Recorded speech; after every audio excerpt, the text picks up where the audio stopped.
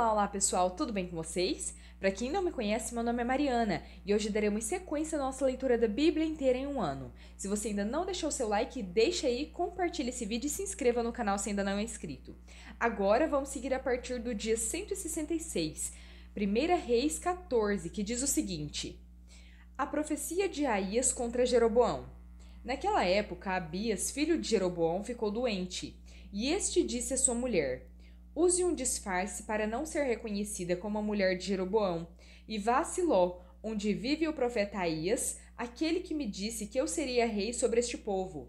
Leve para ele 10 pães, alguns bolos e uma garrafa de mel. Ele dirá a você o que vai acontecer com o menino. A mulher de Jeroboão atendeu a seu pedido e foi à casa de Aías, em Siló.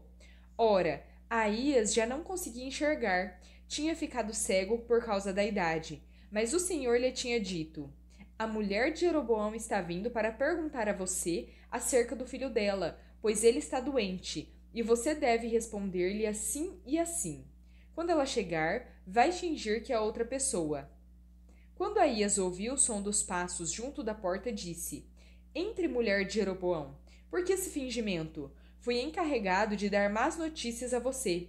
Vá dizer a Jeroboão que é isto que o Senhor, o Deus de Israel, diz: Tirei-o dentre o povo e o tornei líder sobre Israel, o meu povo.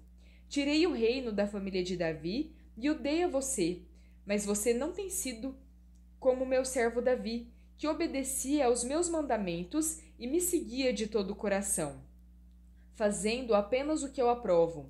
Você tem feito mais mal do que todos os que viveram antes de você, pois fez para você outros deuses, ídolos de metal.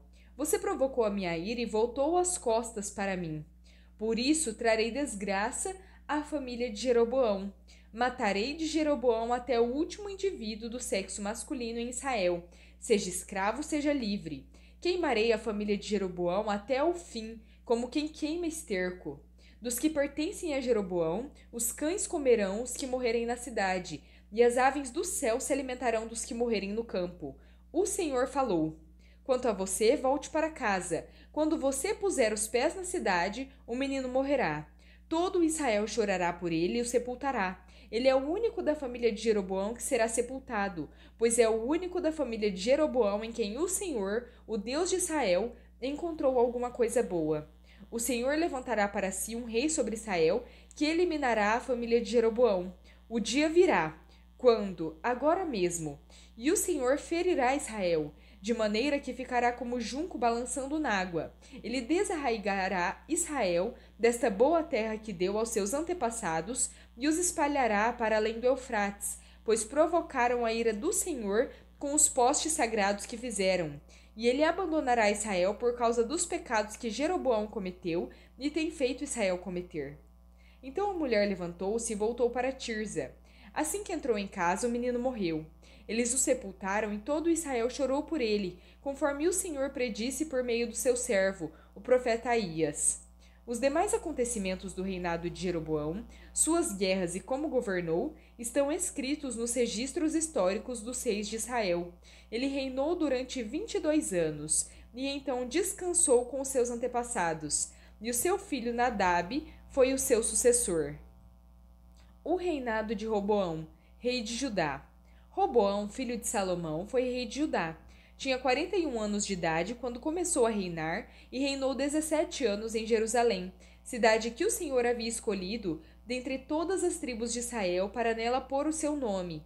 Sua mãe, uma amonita, chamava-se Naamá. Judá fez o que o Senhor reprova. Pelos pecados que cometeram, eles despertaram a sua ira zelosa mais do que os seus antepassados o tinham feito. Também construíram para si altares idólatras, colunas sagradas e postes sagrados sobre todos os montes e debaixo de todas as árvores frondosas. Havia no país até prostitutos cultuais. O povo se envolvia em todas as práticas detestáveis das nações que o Senhor havia expulsado de diante dos israelitas. No 5º ano do reinado de Roboão, Sisaque, rei do Egito, atacou Jerusalém. Levou embora todos os tesouros do templo do Senhor e do palácio real, inclusive os escudos de ouro que Salomão havia feito. Por isso, o rei Roboão mandou fazer escudos de bronze para substituí-los e os entregou aos chefes da guarda da entrada do palácio real. Sempre que o rei ia ao templo do Senhor, os guardas empunhavam os escudos e, em seguida, os devolviam à sala da guarda. Os demais acontecimentos do reinado de Roboão e tudo o que fez estão escritos nos registros históricos dos reis de Judá. Houve guerra constante entre Roboão e Jeroboão. Roboão descansou com seus antepassados e foi sepultado com eles na cidade de Davi. Sua mãe, uma amonita, chamava-se Naamá, e o seu filho Abias foi o seu sucessor. 1 Reis 15. No 18º ano do reinado de Jeroboão, filho de Nebate, Abias tornou-se rei de Judá e reinou 3 anos em Jerusalém. O nome de sua mãe era Maaca, filha de Absalão.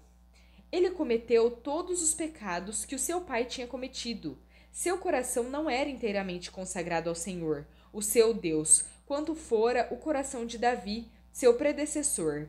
No entanto, por amor de Davi, o Senhor, o seu Deus, concedeu-lhe uma lâmpada em Jerusalém, dando-lhe um filho como sucessor e fortalecendo Jerusalém.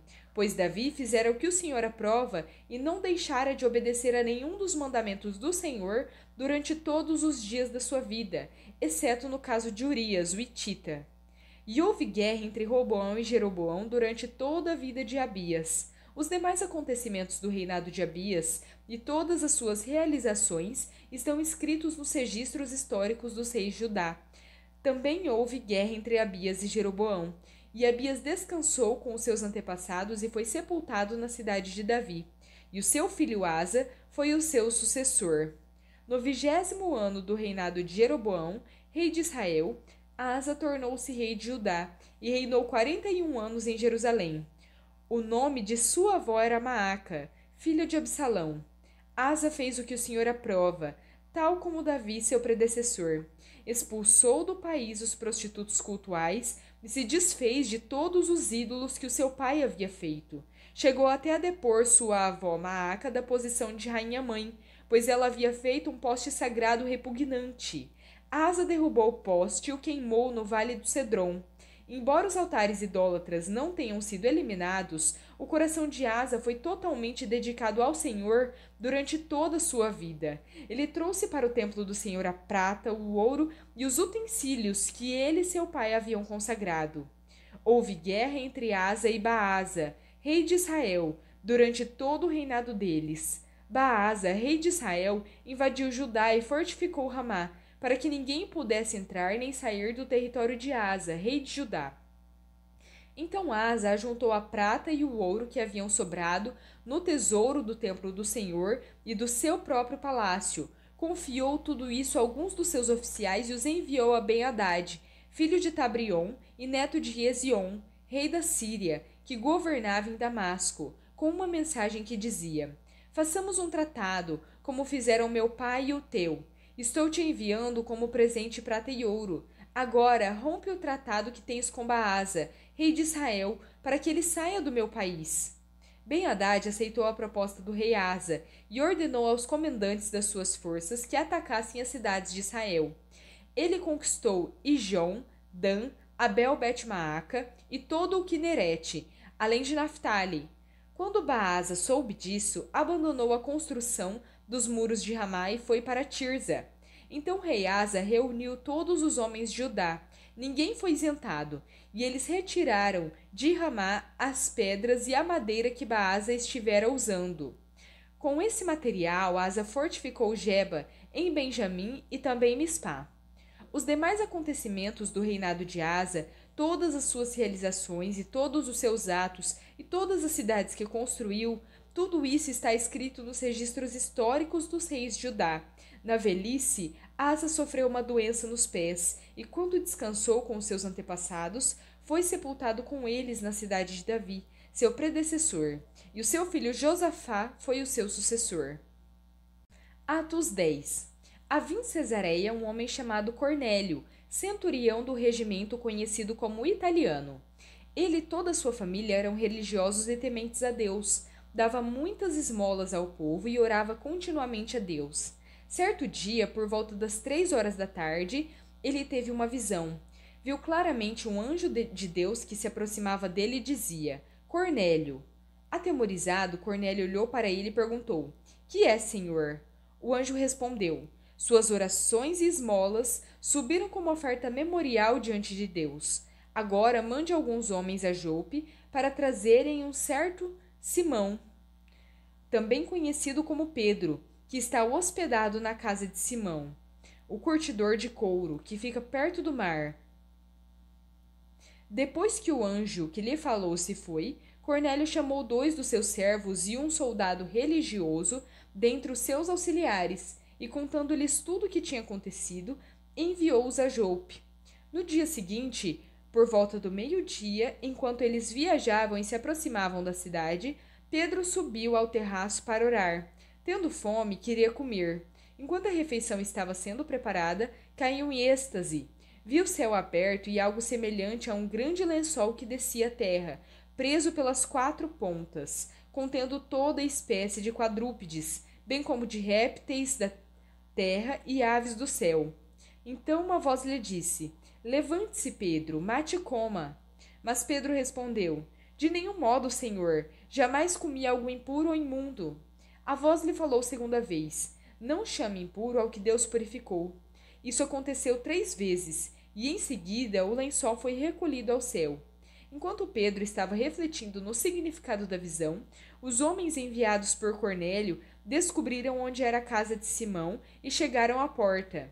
Chamando-o, perguntaram se ali estava hospedado Simão, também conhecido como Pedro.